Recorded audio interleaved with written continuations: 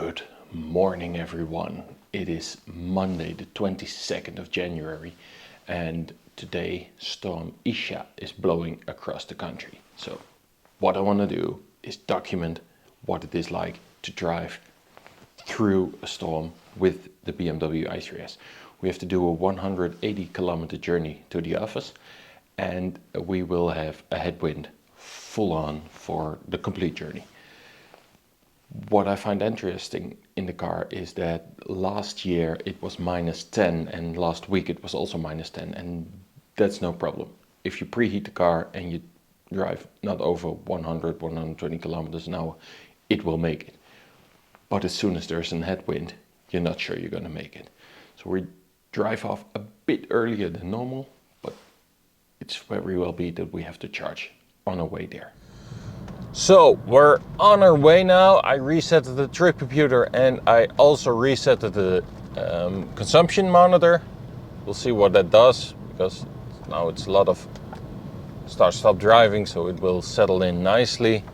We have to do around 180 kilometers and we will arrive around 8 o'clock, which I find very optimistic. Battery is already a toasty 11 degrees, something you wouldn't see when it's -10. And it can take a long time. Last week I even had that the battery was so cold it wouldn't fast charge at 40 plus kilowatt. It would only do 21 for the first 15 minutes and then it would ramp up eventually. So yeah, even when it's really cold, and I have to say, that was after an hour of driving, which I thought was pretty crazy. But at this point in time, we don't have to fast charge, and yeah, let's see how much it uses, and if we can make the journey, of course. 180 kilometers to go, and around 2 hours. So we're on the motorway now, and as you maybe can see, the car's dancing around a bit. We have a full on headwind, and as far as I can see, the consumption is right within spec to make it. It's 20.4 kilowatt hours per 100 kilometers, so that's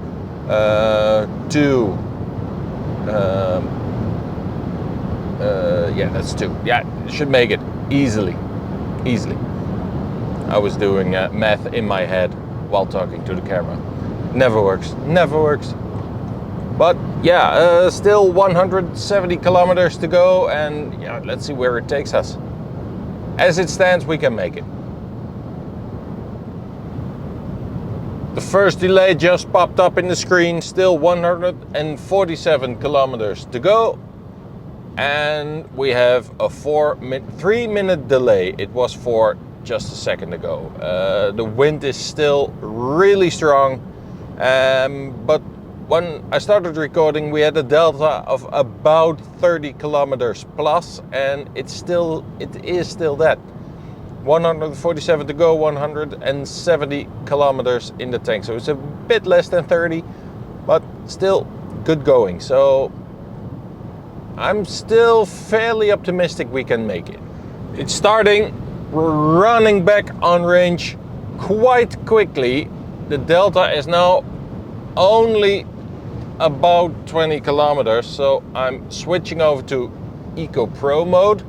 That gives us a bit more range. We're now at 160 kilometers of range with 132 to go. So almost a delta of 30 again. But will it be enough? Because yeah, it puts down the air conditioning, it puts down the seat heating, and it doesn't accelerate as briskly, but not sure that it really makes a difference. Speed is down, delay is still 4 minutes, so we'll see what happens. If this is it, really enjoying this, because normally when there's a storm out, the Netherlands is a gridlock. It's just stop-start traffic everywhere. No one gets out to drive anymore. So yeah, it's not good, and it won't be good for the whole way. I'm sure of it. So let's see.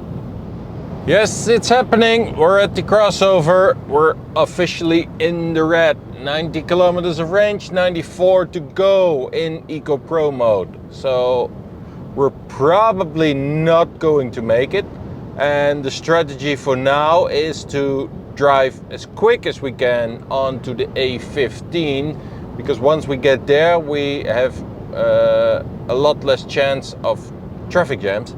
And there are about 2 or 3 charging stations along the way. So we'll have to do a quick top up, and we want to do that as late as possible, of course, because then we know what we need and we can charge as little as possible to arrive with the beloved 0 when we arrive at the office. So all is still going well. The wind is really, really strong. Car's dancing about, but hey, it's a small car. It's very, it's not very wide, so it can dance within its lane. 88 kilometers of range, 92 to go in the meantime, and as you can see in the distance, the lights are popping up. I just saw a guy driving his Triumph Frog Eye in this kind of weather with only the really, really, really small halogen rear lights. It was really dangerous. You could not, 6 minutes of traffic jam. You could not see him going anywhere. So please be safe outside, even if you drive such a magnificent car. We have to do 70 here, 50 now. So maybe we can just claw back a bit of range. We'll see. Yeah, traffic jam isn't much fun to film in, so see you in a bit.